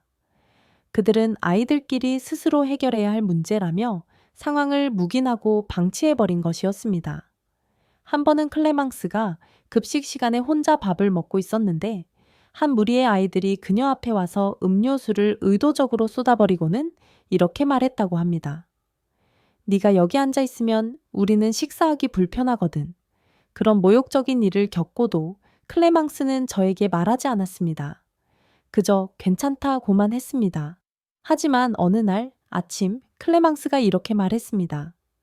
아빠, 오늘 학교에 안 가면 안 돼요? 그때 저는 처음으로 딸이 학교에 가는 것을 거부하는 말을 들었습니다. 아이들을 위해 최고라고 믿어 의심치 않았던 그 학교가 오히려 아이들을 고립시키고 심각하게 불행하게 만들고 있었다는 것을 그제야 비로소 깨달았습니다. 그날 밤 저는 잠을 이룰 수 없었습니다. 유럽 최고의 교육을 받고 있는 아이들이 왜 이렇게 불행해야 할까? 학교에서 학문적인 배움보다 서열과 따돌림을 먼저 학습하는 것이 과연 정상적인 교육일까? 저는 극심한 무력감과 자책감에 사로잡혔습니다. 아무리 비싼 학비를 지불하고 최고의 물리적 환경을 조성해 준다고 한들 아이들의 정신과 마음이 무너지고 있다면 그것은 명백히 실패한 교육이 아닌가 싶었습니다. 그리고 그 순간 제게 한 가지 근본적인 생각이 스쳐 지나갔습니다. 우리가 지금까지 너무나 당연하게 받아들였던 교육 방식이 과연 진리일까? 그리고 다른 나라에서는 이 문제를 어떻게 해결하고 있는지 반드시 알아봐야 한다. 저는 그렇게 결심하게 되었습니다. 프랑스에서는 흔히 이렇게 말합니다. 좋은 학교에 입학하면 인생의 절반은 이미 성공한 것이다. 이 말은 단순한 속담이 아니라 실제로 부모들이 교육에 접근하는 방식을 대변합니다. 특히 상류층 가정에서는 아이들을 어떻게든 명문 학교에 진학시키기 위해 아낌없이 막대한 투자를 합니다. 부모들은 명문 사립학교 입학을 위해 거액의 기부금을 내기도 하고 아이들이 태어나기도 전에 대기 명단에 이름을 올려두기도 합니다. 저 역시 마찬가지였습니다. 아이들에게 최고 수준의 교육을 제공하면 그들이 행복하고 성공적인 삶을 살게 될 것이라고 굳게 믿었습니다. 하지만 시간이 흐르면서 저는 프랑스 교육 시스템이 아이들의 진정한 행복을 위한 것이 아니라 결국 부모들의 사회적 만족감을 위한 수단이라는 것을 깨닫기 시작했습니다. 부모들은 오로지 학교의 명성과 성적 순위에만 집착할 뿐 그 안에서 아이들이 어떤 경험을 하고 있는지에 대해서는 크게 신경 쓰지 않습니다. 클레망스와 루이즈가 다니던 사립학교는 겉으로 보기에는 모든 것이 완벽해 보였습니다. 유서 깊은 건물, 정갈하게 다듬어진 정원, 그리고 품격 있는 교복을 착용한 학생들이 오가는 모습은 그야말로 엘리트 교육의 상징처럼 비추어졌습니다. 학교 측은 우리는 미래의 리더를 양성한다는 슬로건을 내걸고 있었고 학부모 모임에서도 교장 선생님은 늘 자랑스러운 목소리로 학교의 명성과 높은 대학 진학률을 강조했습니다. 하지만 정작 가장 중요한 질문은 아무도 던지지 않았습니다. 우리 아이들은 학교에서 진정으로 행복한가요? 그 질문을 제기하는 사람은 단 한 명도 없었습니다. 학생들이 하루하루 어떤 감정을 느끼고 친구들과 어떤 관계를 맺고 있는지는 학교에서도 부모들 사이에서도 전혀 중요하게 여겨지지 않았습니다. 아이들이 우울증을 호소하거나 친구 관계에서 어려움을 겪더라도 다른 아이들도 다 겪는 과정이다 라며 대수롭지 않게 넘기는 무관심한 분위기였습니다. 그들은 문제를 해결하기보다는 회피하는 데 급급했습니다. 프랑스 교육이 가진 또 다른 심각한 문제는 지나치게 경쟁 중심적이라는 점입니다. 어린 시절부터 학생들은 끝없는 비교와 냉정한 평가 속에 내몰립니다. 클레망스가 5살 때부터 이미 시작된 일이었습니다. 유치원에서조차 아이들이 글씨를 얼마나 잘 쓰는지, 숫자를 얼마나 빨리 세는지를 평가했습니다. 학교에서 돌아온 클레망스가 제게 이런 말을 한 적이 있습니다. 아빠, 오늘 제가 반에서 3번째로 느리게 읽었대요. 선생님이 빨리 연습하라고 하셨어요. 저는 그 말이 너무나 마음을 아프게 했습니다. 겨우 5살짜리 아이에게 느리다고 평가를 내리다니요. 어릴 때부터 아이들에게 무조건적인 속도를 요구하고 과도한 경쟁을 강요하는 것이 과연 올바른 교육 방식일까요? 루이즈의 경우는 더욱 심각했습니다. 학교에서는 매주 정기 시험을 치렀고 그 결과가 게시판에 적나라하게 공개되었습니다. 아이들은 매번 자신의 점수가 다른 친구들보다 높은지 낮은지를 확인하며 극도의 긴장감에 시달렸고 친구가 아닌 오직 경쟁자로 서로를 바라보기 시작했습니다. 점수가 낮은 아이들은 자연스럽게 소외되었고 이러한 분위기 속에서 아이들 간의 따돌림과 괴롭힘은 일상적인 일이 되어버렸습니다. 어느 날 루이즈가 제게 물었습니다. 아빠, 친구들이랑 점수로만 서로를 비교하지 않는 학교도 정말 있을까요? 그 질문에 저는 선뜻 대답을 하지 못했습니다. 그때는 우리 사회의 교육 시스템이 너무나 당연한 것처럼 느껴졌으니까요. 하지만 시간이 흐르면서 저는 점점 깨달았습니다. 우리 교육이 아이들을 주체적인 한 사람으로 대하는 것이 아니라 오직 성적표에 적힌 숫자로만 판단하고 있다는 냉혹한 사실을요. 프랑스 상류층 부모들은 이러한 구조적인 문제를 인지하고도 별다른 대안을 모색하지 않습니다. 왜냐하면 그들은 결국 명문대학 진학을 인생의 가장 중요한 목표로 삼기 때문입니다. 아이들이 행복하든 불행하든 상관없이 좋은 대학에만 입학하면 모든 문제가 저절로 해결될 것이라고 굳게 믿는 거죠. 하지만 클레망스와 루이즈의 고통스러운 모습을 지켜보면서 저는 그러한 믿음이 얼마나 잘못된 것인지 뼈저리게 절감했습니다. 우리 사회는 아이들에게 너는 내 친구보다 더 우수해야 한다고 가르칩니다. 그리고 너는 반드시 성공해야 한다고 끊임없이 다그칩니다. 하지만 아무도 묻지 않습니다. 너는 지금 진정으로 행복하니? 제가 클레망스와 루이즈를 보며 느낀 가장 큰 절망은 바로 그것이었습니다. 우리 교육은 아이들의 정신적 행복을 묻지 않고 오직 사회적 성공만을 강요하고 있었습니다.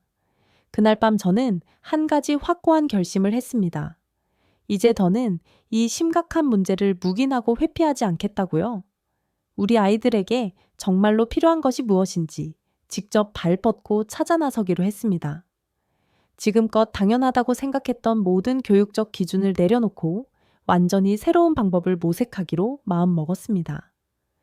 클레망스가 처음으로 학교에 가기 싫다고 말했을 때 저는 상황이 이렇게까지 심각하게 악화될 줄은 몰랐습니다. 평소에도 감정이 예민한 아이였기에 단순한 기분상의 문제라고 가볍게 생각했죠. 하지만 시간이 지날수록 2딸 모두 이전과는 확연히 달라진 모습을 보였습니다. 루이즈는 아침마다 배가 아프다며 침대에서 일어나기를 거부했고 클레망스는 집에만 오면 방에 틀어박혀 그 누구와도 대화하려 하지 않았습니다. 저는 가장 먼저 심리 상담을 받게 했습니다. 파리에서 유명한 아동 심리학자를 찾아갔고 상담사 역시 아이들의 상태가 심히 걱정된다며 꾸준한 상담 치료가 필요하다고 권고했습니다. 하지만 몇 번의 상담 후 클레망스는 저를 보며 깊은 한숨을 쉬었습니다. 아빠, 이런 상담이 무슨 의미가 있죠? 선생님은 제가 어떤 기분을 느끼는지 전혀 이해하지 못해요. 상담사 역시 아이들의 말에 깊이 공감하거나 그들의 상처 입은 마음을 어루만져 주기보다는 정해진 절차에 따라 기계적으로 질문을 던지는데 그쳤습니다. 심지어 상담이 종료될 때마다 약물 치료를 권했지만 저는 그러한 방식이 과연 올바른 근본적인 해결책인지 확신이 서지 않았습니다. 결국 정신과를 방문해 항불안제를 처방받게 되었습니다. 약을 복용하기 시작한 후 클레망스는 잠을 더 잘 자게 되었지만 문제는 그뿐이었습니다. 아이의 눈빛은 점점 더 무기력해졌고 루이즈는 언니가 이제는 아예 웃지도 않는다며 극도로 불안해했습니다. 이대로는 도저히 안 되겠다는 생각이 들었습니다. 그래서 학교에 직접 찾아가 강력하게 항의했습니다. 하지만 학교 측의 반응은 매우 차가웠습니다. 교장 선생님은 제게 이렇게 말했습니다. 아이들 사이에서 발생하는 문제는 부모가 과민하게 나서서 개입할 필요가 없습니다. 친구들끼리 자연스럽게 해결해야 할 문제입니다. 저는 치밀어 오르는 분노를 억누를 수 없었습니다. 지금 제 딸이 극심한 고통을 호소하고 있습니다. 그걸 사소한 문제라고 치부하시는 겁니까? 그러나 교장은 여전히 담담하고 무표정한 태도를 유지했습니다. 프랑스의 학교는 아이들에게 스스로 자립심을 길러주는 곳입니다. 부모가 지나치게 사적인 영역에 개입하면 오히려 부정적인 역효과를 초래할 수 있습니다. 교장실을 나오면서 저는 머릿속이 복잡하게 얽혔습니다. 정말 내가 이 문제를 과도하게 확대 해석하고 있는 것일까? 하지만 딸들의 심각한 상태를 볼 때마다 그러한 생각은 곧바로 사라졌습니다. 며칠 후 루이즈가 학교에서 돌아와 울먹이며 말했습니다. 오늘 누가 제 가방에 쓰레기를 넣었어요. 아이들이 지나가면서 다들 저를 비웃었어요. 아이들 사이의 단순한 장난이라고 치부하기에는 너무나 악의적인 행동이었습니다. 저는 즉시 학교로 가서 상황을 상세히 설명했지만 담당 교사는 이렇게 말했습니다. 아이들은 원래 다투기도 하고 장난을 치기도 합니다. 그러다 곧바로 스폰 화해하고 더 친밀해지기도 하죠. 하지만 루이즈는 화해는커녕 학교에 가는 것 자체를 극도로 두려워하게 되었습니다. 결국 저는 전학을 심각하게 고려하기 시작했습니다. 새로운 학교에 가면 문제가 나아질 것이라고 희망했죠. 하지만 현실은 제가 기대했던 것과는 달랐습니다. 새 학교에서 루이즈는 더 큰 문제에 직면했습니다. 프랑스 학교들은 새로운 학생을 수용하는 것에 매우 보수적이고 폐쇄적이었습니다. 기존 친구 그룹에 자연스럽게 끼어드는 것이 쉽지 않았고 특히 루이즈처럼 조용하고 내성적인 아이들은 더욱 외톨이가 되기 쉬웠습니다. 루이즈는 전학 후에도 여전히 혼자였습니다. 아빠, 학교에선 아무도 저랑 말을 하지 않아요. 점심시간에도 혼자 밥을 먹어요. 그 말을 듣는 순간 가슴이 찢어지는 듯한 고통을 느꼈습니다. 하지만 문제는 더욱 심각했습니다. 상류층 부모들 사이에서도 이러한 전학 문제는 일종의 금기처럼 여겨졌습니다. 어느 날 학부모 모임에서 한 부모가 저를 따로 불렀습니다. 아들양, 왜 굳이 전학을 시켰습니까? 명문 학교를 포기하다니 도저히 이해가 되지 않는군요. 아이의 행복이 무엇보다 더 중요하지 않습니까? 제가 답하자 그는 코웃음을 치며 말했습니다. 행복이요? 아이들은 치열한 경쟁 속에서 자라야 합니다. 그것이 현실이고 사회의 이치입니다. 그걸 피하면 나중에 더 힘들어지죠. 그 말을 듣고 저는 깊은 절망감에 빠졌습니다. 아이들의 정신건강과 행복이 아니라 부모들은 여전히 성적과 사회적 명성에만 집착하고 있었습니다. 전통적인 교육 방식을 고수하며 새로운 길을 찾으려는 저를 노골적으로 비난하기 시작했습니다. 한 번은 대안학교에 대해 이야기를 꺼냈을 때 다른 부모가 이렇게 말했습니다. 대안학교요? 그런 곳은 사회 부적응 학생들이나 가는 학교입니다. 당신이 그곳에 아이를 보낸다면 앞으로 이 사회에서 당신 가족이 어떻게 비칠지 신중하게 생각해 보십시오. 이렇게 저의 모든 시도가 처참하게 실패로 돌아가는 동안 두 딸은 점점 더 깊은 불안과 우울감 속으로 빠져들고 있었습니다. 밤마다 두 딸의 방문 앞에 서서 문 너머로 들려오는 흐느끼는 울음소리를 들을 때마다 저는 자신이 얼마나 무력하고 무능한 아버지인지 뼈저리게 실감했습니다. 프랑스의 엘리트 교육 시스템은 아이들에게서 점점 더 많은 것을 빼앗아 가고 있었습니다. 그 모든 것이 우리 아이들을 불행하게 만들고 있었지만 아무도 그 가혹한 현실을 인정하려 하지 않았습니다. 모든 시도가 실패로 돌아가고 딸들의 상태가 점점 악화되자 저는 결국 프랑스 사회를 떠나기로 최종 결심했습니다. 더 이상 이곳에서는 근본적인 해결책을 찾을 수 없다고 느꼈습니다. 유럽 내 다른 국가나 미국으로의 이주도 고려했습니다. 하지만 어디를 가더라도 교육의 본질적인 문제는 프랑스와 크게 다르지 않았습니다. 먼저 미국을 면밀히 살펴봤습니다. 미국은 다양한 교육 제도가 존재하고 특히 대안학교와 홈스쿨링 시스템이 잘 발달되어 있다는 점이 매력적으로 다가왔습니다. 하지만 곧바로 현실적인 문제가 눈에 띄었습니다. 미국은 총기 사고가 빈번하게 발생하는 나라였습니다. 학교에서 총기 사건이 발생했다는 뉴스가 끊이지 않았고 아이들이 안전한 환경에서 마음껏 배울 수 있을지에 대한 근본적인 의문이 들었습니다. 다음으로 살펴본 곳은 독일이었습니다. 독일은 직업 교육이 발달되어 있고 실용적인 교육을 중시하는 나라로 유명합니다. 하지만 그곳에서도 학업 경쟁은 여전히 치열했고 성적이 아이들의 인생 진로를 좌우하는 분위기였습니다. 독일에서는 초등학교 때부터 아이들이 성적 기준에 따라 각기 다른 진로로 분류되기 때문에 만약 클레망스와 루이즈가 그 기준에 미치지 못한다면 또다시 사회적으로 낙인 찍히는 상황이 발생할 수 있었습니다. 스웨덴이나 핀란드처럼 교육 복지가 잘 갖춰진 북유럽 국가들도 신중하게 검토했습니다. 특히 핀란드는 학업 성취보다는 아이들의 행복과 창의력을 중시하는 혁신적인 교육 시스템으로 명성이 높았습니다.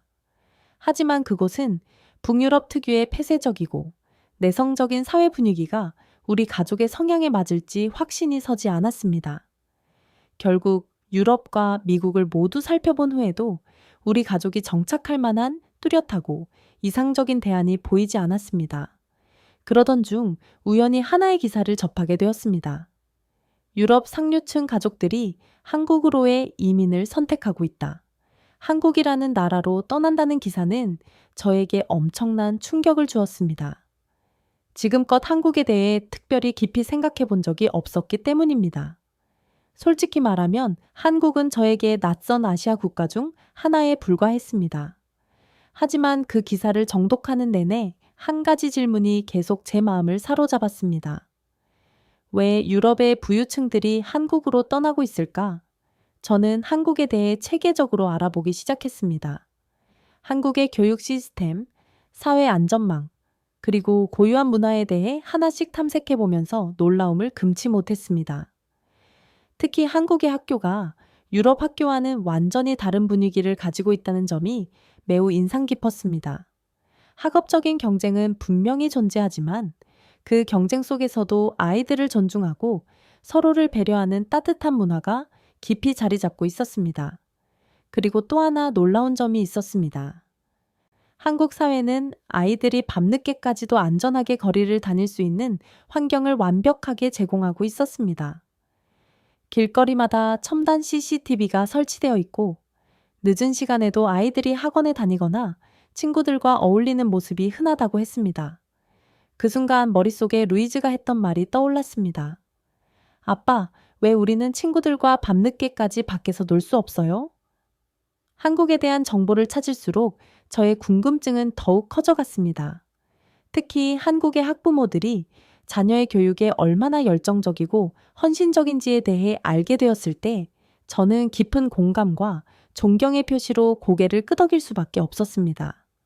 학부모들은 학교 활동에 적극적으로 참여하고 자녀들이 더 나은 환경에서 배울 수 있도록 끊임없이 노력한다는 점이 인상 깊었습니다.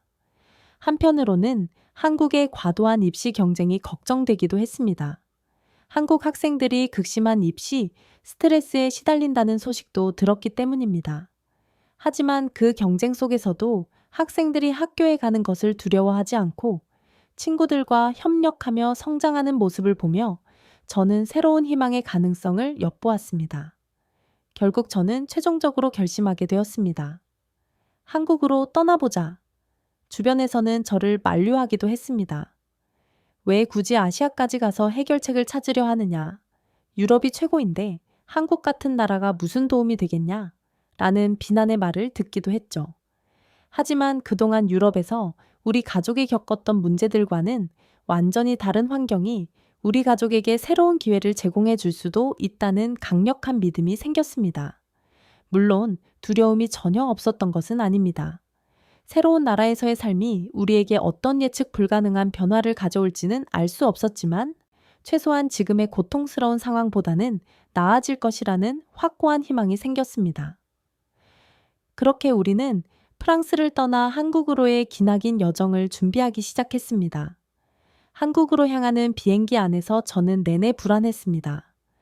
두 아이를 데리고 전혀 새로운 문화권에 간다는 것이 두렵기도 했고, 과연 이 이주 결정이 우리 가족에게 어떤 긍정적인 변화를 줄 수 있을지 확신이 서지 않았습니다. 클레망스와 루이즈는 창밖을 바라보며 아무 말도 하지 않았고, 루이즈는 긴장감에 손톱을 물어뜯고 있었습니다. 그런 불안한 모습을 보면서도 저는 아무 말도 해줄 수 없었습니다. 우리가 정말 옳은 선택을 한 것일까? 한국에서 진정한 답을 찾을 수 있을까? 하는 생각이 머릿속을 떠나지 않았습니다. 비행기가 인천국제공항에 안전하게 착륙하고 입국 심사를 마친 후 공항 밖으로 나왔을 때 저는 한 가지 특이점을 발견했습니다. 공항 직원들이 하나같이 밝은 얼굴로 우리에게 미소를 지으며 인사를 건넸습니다. 안녕하세요. 라는 짧은 한국어 인사말이었지만 그 안에 담긴 따뜻함과 친절이 느껴졌습니다. 프랑스 공항에서는 좀처럼 보기 힘든 인간미 넘치는 모습이었죠. 공항에서 택시를 타고 서울 시내로 진입하는 동안 클레망스가 조심스럽게 입을 열었습니다. 아빠, 여기는 정말 깨끗하네요. 길가에 버려진 쓰레기 하나 없이 깔끔하게 정돈된 거리와 밤에도 환하게 켜진 가로등, 그리고 곳곳에 설치된 첨단 CCTV가 눈에 들어왔습니다. 여기가 정말 아시아가 맞아요. 루이즈가 놀란 듯 묻자 저는 웃으며 대답했습니다.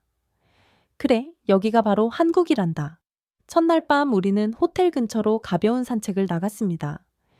프랑스에서는 해가 지면 딸들과 함께 밖을 나가는 일이 거의 없었습니다.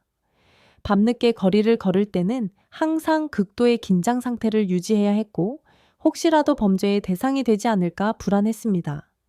하지만 서울의 거리는 완전히 달랐습니다. 밤이 깊었는데도 사람들은 여전히 활기차게 거리를 오가고 있었고 특히 어린 학생들이 혼자서 편의점에 가거나 학원에서 나오는 모습이 너무나 낯설고 신기했습니다. 루이즈는 호기심 가득한 눈빛으로 주변을 둘러보더니 제 손을 잡고 물었습니다. 아빠, 여기는 밤에도 위험하지 않은 거예요? 저는 그 질문에 잠시 숙고하다가 대답했습니다. 여기서는 그런 걱정을 전혀 하지 않아도 될 것 같구나. 그날 밤 우리는 호텔로 돌아오는 길에 작은 공원을 지나쳤습니다. 그곳에서는 몇몇 학생들이 벤치에 앉아 이야기를 나누고 있었고 한쪽에서는 가족들이 편안하게 담소를 나누고 있었습니다. 프랑스였다면 밤늦게 공원에서 시간을 보내는 것은 위험한 일이었겠지만 여기서는 너무나 자연스럽고 평화로운 광경이었습니다. 다음 날 아침 우리는 서울의 한 학교를 방문하기로 했습니다. 저는 한국의 교육 시스템이 프랑스와 어떻게 다른지 직접 확인하고 싶었습니다.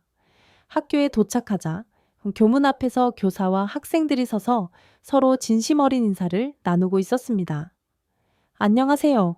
학생들이 밝고 활기찬 목소리로 교사에게 인사했고 교사는 학생들 한 명 한 명을 이름으로 부르며 따뜻한 격려의 말을 건넸습니다. 그 모습이 저에게는 너무나 낯설었고 동시에 가슴이 따뜻해지는 감동을 주었습니다. 프랑스에서는 교사가 학생을 이름으로 부르며 친밀하게 대화하는 일은 매우 드뭅니다. 대부분의 교사들은 학생들을 그저 성적이라는 숫자로 평가할 뿐 그들을 개별적인 인격체로 보지 않습니다. 하지만 이곳에서는 교사와 학생들 사이의 상호 신뢰와 깊은 존중이 느껴졌습니다. 교장 선생님이 우리 가족을 학교 안으로 안내하며 친절하게 말씀하셨습니다. 이곳에서는 모든 아이들이 서로 친구입니다. 우리는 서로를 돕고 배려하는 공동체 문화를 가장 중요하게 생각합니다. 교실로 들어가니 아이들이 새로운 친구가 왔다는 소식에 모두 일어서서 우리에게 반가운 인사를 했습니다. 클레망스와 루이즈는 얼떨떨한 표정으로 서 있었습니다. 그러자 한 학생이 손을 번쩍 들고 말했습니다. 선생님, 제가 새로운 친구들을 안내해 줄게요. 그 아이는 클레망스와 루이지에겐 제 다가와 환영의 인사를 건넸습니다. 그리고는 두 딸의 손을 잡고 교실을 구석구석 안내했습니다. 그 모습에 저는 깊은 감동을 받았습니다. 프랑스에서는 새로운 학생이 오면 보통 관심을 두지 않거나 오히려 거리감을 두는 경우가 많았습니다. 하지만 이곳에서는 모두가 함께 어울리고 서로를 포용하는 법을 배우고 있었습니다. 학교 견학을 마치고 돌아오는 길에 루이즈가 갑자기 제 손을 잡았습니다. 아빠, 나도 저 학교 다니고 싶어요. 그 말을 들은 순간 저는 가슴이 벅차올랐습니다. 프랑스에서 학교에 가기 싫다며 눈물을 흘리던 아이가 이제는 학교에 가고 싶다고 당당하게 말하는 모습이 너무나 기쁘고 감격스러웠습니다. 한국에서의 경험은 저에게 많은 근본적인 깨달음을 안겨주었습니다. 이 나라는 단순히 높은 성적과 치열한 경쟁만을 강조하는 곳이 아니었습니다. 아이들이 서로를 존중하고 배려하며 건강하게 성장할 수 있는 포용적인 환경이 완벽하게 마련되어 있었습니다. 그리고 무엇보다 아이들의 정신적 행복을 사회의 가장 중요한 가치로 생각하는 공동체였습니다. 그날 밤 호텔방으로 돌아와 잠든 클레망스와 루이즈의 모습을 보며 저는 조용히 속삭였습니다. 이곳이 우리가 그토록 찾아 헤매던 답일지도 모르겠구나. 한국에 온 지 며칠 뒤 저는 서울에 있는 국제학교를 여러 군데에 방문했습니다. 딸들이 다닐 학교를 직접 눈으로 확인하고 신중하게 결정하는 것이 중요했기 때문입니다. 학교 입구에 들어서자마자 느낀 첫인상은 개방적이고 따뜻하다는 것이었습니다. 학생들이 자유롭게 교정에서 어울려 노는 모습이 보였고, 교사들은 학생들과 눈을 맞추며 친밀하게 대화하고 있었습니다. 무엇보다 인상 깊었던 건 학생들이 무언가를 억지로 배우고 있다는 강압적인 느낌이 아니라 교육 과정을 즐기고 있다는 활기찬 모습이었습니다. 교장 선생님과 상담을 하면서 학교의 교육 철학을 상세히 듣게 되었습니다. 우리 학교는 학생들이 자신만의 속도와 방식대로 배우고 성장할 수 있도록 돕는 것이 최우선 목표입니다. 아이들이 서로를 존중하고 다양성을 포용하며 받아들이는 것을 가장 중요하게 생각합니다. 그 순간 저는 이 학교가 우리 아이들에게 가장 적합한 곳이라는 확신이 들었습니다. 무엇보다 교장 선생님은 제가 가장 염려하던 부분을 먼저 짚어주셨습니다. 새로운 학생들이 빠르게 적응할 수 있도록 저희가 특별히 세심한 신경을 쓰고 있습니다. 아이들이 낯설어 하지 않도록 친구들이 먼저 다가가고 교사들도 지속적으로 따뜻한 관심을 기울이고 있습니다. 저는 클레망스와 루이즈를 이 학교에 등록시키기로 최종 결정했습니다. 등록을 마치고 돌아오는 길에 두 딸이 질문하기 시작했습니다. 아빠, 우리 새 학교는 프랑스 학교랑 많이 다를까요? 저는 미소를 지으며 대답했습니다. 한번 다녀보면 알겠지. 그런데 아빠는 여기가 우리에게 훨씬 더 좋은 곳일 것 같아. 첫 등교일 아침, 두 딸은 설렘과 기대로 가득 찬 얼굴로 교복을 입었습니다. 아빠, 이 교복 예뻐요. 프랑스 학교에서는 교복 입기가 싫었는데 여기는 괜찮아요. 학교에 도착하자 담당 교사가 따뜻하게 맞아주었습니다. 그리고 클레망스와 루이즈를 두 명의 기존 학생에게 소개했습니다. 얘들아, 이 친구들이 이번에 새로 전학 온 클레망스와 루이즈야. 학교를 친절하게 안내해 줄래? 두 학생은 환하게 웃으며 다가와 인사를 건넸습니다. 안녕, 우리 같이 다니자. 학교 구경시켜 줄게. 그날 두 딸을 학교에 보내고 집으로 돌아오는 길, 저는 프랑스에서 학교 앞에서 떨어지지 않으려 울던 클레망스의 모습이 문득 떠올랐습니다. 그때와는 너무나도 다른 밝고 행복한 모습에 저는 깊이 감격스러웠습니다. 첫날 학교에서 돌아온 두 딸은 프랑스에 있을 때와는 완전히 다른 모습이었습니다. 아빠, 오늘 학교에서 정말 재미있는 일이 많았어요. 루이즈가 먼저 쉴 새 없이 조잘조잘 이야기하기 시작했습니다. 점심시간에 친구들이 같이 밥 먹자고 했어요. 그리고 제가 처음 먹어보는 김밥이라는 음식도 줬어요. 너무 맛있었어요. 클레망스도 밝은 표정으로 말을 이었습니다.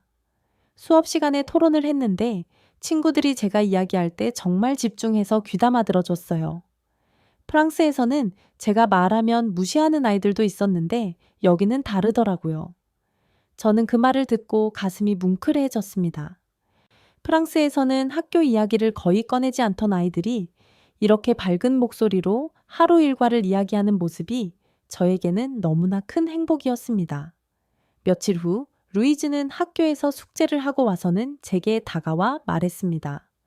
아빠, 선생님이 제가 쓴 글을 칭찬해 주셨어요. 정말 잘 썼다고요. 그 말에 저는 웃으며 물었습니다. 그랬구나. 뭐라고 썼길래 그렇게 칭찬을 받았어? 루이즈는 수줍게 노트를 보여주었습니다. 친구들에게 내가 좋아하는 프랑스 음식과 문화를 소개하는 글을 썼다고 했습니다. 친구들이 관심을 정말 많이 보였어요. 그날 밤 클레망스가 방에서 음악을 틀고 춤을 추는 소리가 들렸습니다. 그 소리를 듣는 순간 저는 저도 모르게 눈시울이 뜨거워졌습니다.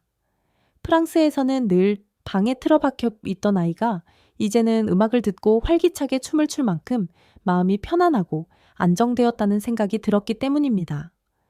어느 날 저녁, 우리는 온 가족이 식탁에 둘러앉아 함께 저녁 식사를 하며 하루를 공유했습니다. 아빠, 학교에서 친구들이 저한테 한국어도 가르쳐 줬어요. 오, 그래? 뭐 배웠는데? 루이즈가 수줍게 웃으며 한국어로 말했습니다. 감사합니다. 그 말을 듣고 저는 감격의 웃음을 터뜨렸습니다. 와, 우리 루이즈 정말 멋진데? 클레망스도 곁에서 웃으며 말했습니다. 아빠, 한국 친구들은 정말 친절해요. 제가 모르는 걸 물어보면 다들 자세히 가르쳐줘요. 서로 도우면서 공부하는 게 당연한 것 같아요. 그날 밤 저는 아이들의 방문을 조용히 열어보았습니다. 두 딸이 함께 책을 읽으며 웃고 있었습니다. 그 모습은 제가 프랑스에서는 결코 볼 수 없었던 평화롭고 소중한 장면이었습니다. 이제야 비로소 아이들이 행복해졌구나. 그때 제 마음에 확고한 확신이 들었습니다. 우리가 한국에서 새롭게 시작한 이 과감한 선택이 우리 가족에게 정말 올바른 길이었다는 것을요. 한국에서의 시간은 우리 가족에게 단순한 물리적인 여행 그 이상이었습니다. 새로운 환경에서의 경험은 저와 두 딸을 완전히 변화시켰습니다. 특히 한국 학교에서 목격한 따뜻함하고 인간적인 모습들은 제가 그동안 간과하고 있었던 가장 중요한 사실을 일깨워 주었습니다. 문제의 근본적인 해결책은 오직 경쟁이나 시스템의 완벽함이 아니라 사람을 먼저 생각하고 존중하는 인간미에 있다는 것. 그리고 그 따뜻한 가르침은 한국 사회 곳곳에 자연스럽게 녹아 있었습니다. 한국에서는 학교라는 공간이 단순히 지식을 습득하는 장소가 아니라 아이들이 서로를 배려하고 존중하는 작은 사회 공동체라는 점이 가장 놀라웠습니다. 제가 특별히 깊은 감동을 받은 장면이 하나 있었습니다. 어느 날 클레망스가 친구들과 함께 학교 프로젝트를 준비하고 있었을 때였습니다. 친구 중 한 명이 프레젠테이션 자료를 실수로 완전히 삭제해버렸고 그 학생은 울먹이며 사과했습니다. 그런데 다른 친구들은 화를 내기는커녕 이렇게 따뜻하게 말했습니다. 괜찮아. 우리 모두가 함께 다시 만들면 돼. 그리고는 모두 함께 앉아 자료를 신속하게 다시 만들기 시작했습니다. 그 모습을 본 클레망스가 집에 와서 감격스러운 표정으로 제게 이야기했습니다. 아빠, 친구들이 실수를 용서해 줬어요. 프랑스에서는 모두가 서로 경쟁만 했는데 여기서는 다 같이 돕고 있어요. 그 말을 들은 순간 제 가슴 깊은 곳에서 무언가가 격렬하게 움직였습니다. 프랑스의 교육 시스템이 잃어버린 것이 바로 이러한 건강한 공동체 의식이라는 것을 깨닫게 된 것이죠. 한국 학교에서 가장 인상 깊었던 것은 교사들의 태도였습니다. 모든 교사가 학생들을 이름으로 부르며 작은 감정의 변화도 세심하게 살펴주었습니다. 학생의 표정이 어두우면 다가가 오늘 무슨 일 있니? 라고 물었고 칭찬이 필요할 때는 아낌없이 격려해 주었습니다. 특히 한 교사의 말이 제게 깊이 각인되었습니다. 우리는 아이들에게 단순히 공부만 가르치지 않습니다. 어떻게 하면 행복하게 살아갈 수 있는지, 어떻게 다른 사람을 진심으로 배려하고 존중해야 하는지를 가르치고 싶습니다. 저는 그 말을 듣고 한국 학교가 단순히 지식을 전달하는 곳이 아니라 아이들의 인격과 정서를 건강하게 길러주는 공간이라는 것을 깨달았습니다. 무엇보다 저를 가장 기쁘게 만든 것은 제 딸들의 긍정적인 변화였습니다. 클레망스는 학교의 리더가 되어 새로운 학생들을 따뜻하게 맞아주었고, 루이즈는 친구들과 함께 다양한 프로젝트를 주도하며 잃었던 자신감을 완벽하게 회복했습니다. 어느 날 루이즈가 제게 다가와 말했습니다. 아빠, 이제 학교에 가는 게 정말 즐거워요. 친구들이 저를 이해해주고 제가 친구들을 돕는 게 너무 좋아요. 그 말을 들은 순간 저는 한국에서 배운 가르침이 단순한 교육 방법론이 아니었다는 것을 깨달았습니다. 한국에서 배운 것은 사람을 가장 먼저 생각하는 따뜻하고 포용적인 철학이었습니다. 이제야 저는 진정으로 이해하게 되었습니다. 왜 최근 유럽의 상류층 부모들이 자녀 교육을 위해 한국을 대안으로 선택하고 있는지 말입니다. 한국 사회는 단순히 경제적으로 성장한 국가가 아닙니다. 사람과 사람 사이의 관계를 중시하고 공동체 의식을 기반으로 서로를 돕는 따뜻한 문화가 깊이 자리 잡고 있었습니다. 아이들이 단순히 시험 성적으로만 평가받는 것이 아니라 인간으로서의 존엄한 가치를 인정받는 환경에서 자랄 수 있는 나라였습니다. 프랑스의 많은 부모들이 이제 한국의 선진 교육 시스템을 주목하고 있습니다.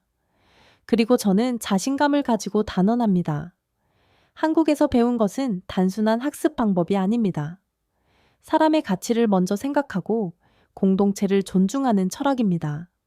그 철학이 결국 아이들을 행복하게 만들고 더 나아가 더 나은 사회를 만들어가는 근간이 됩니다. 어느 날 저녁, 우리는 온 가족이 식탁에 둘러앉아 함께 저녁 식사를 하고 있었습니다. 아빠, 오늘 학교에서 친구들이랑 연극 준비했어요. 너무너무 재미있었어요. 클레망스가 환하게 웃으며 말했고, 루이즈도 밝은 목소리로 덧붙였습니다. 선생님이 제 그림을 칭찬해 주셨어요. 너는 진짜 창의적이다. 라고요. 프랑스에서는 상상할 수 없던 감격스러운 모습이었습니다. 두 딸이 이렇게 진심으로 행복해진 모습을 보며 저는 잔잔한 미소를 지었습니다. 그리고 속으로 생각했습니다. 우리가 찾던 답은 결국 사람의 따뜻한 마음, 바로 그것이었다.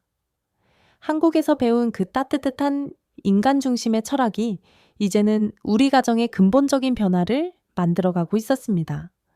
오늘의 사연은 여기에서 마무리하겠습니다. 오늘도 긴 영상 시청해주신 시청자 여러분께 진심으로 감사드립니다. 시청자 여러분께서도 이 영상이 제시하는 자유와 존엄성의 가치, 그리고 인간 중심의 따뜻한 교육 철학에 깊이 공감하셨으리라 믿습니다. 여러분의 생각은 어떠신가요? 댓글을 통해 여러분의 고견과 감동적인 이야기를 나눠주시고 좋아요와 구독, 그리고 알림 설정으로 이 소중한 이야기가 더 많은 사람에게 전달되어 긍정적인 변화를 일으킬 수 있도록 힘을 보태주시기를 간곡히 요청드립니다. 여러분의 클릭 한 번이 저희 채널의 큰 힘이자 소중한 응원이 됩니다. 사랑하는 시청자 여러분, 즐거운 설 연휴가 시작되었습니다. 새해 복 많이 받으시고 행복한 시간 보내시길 바랍니다.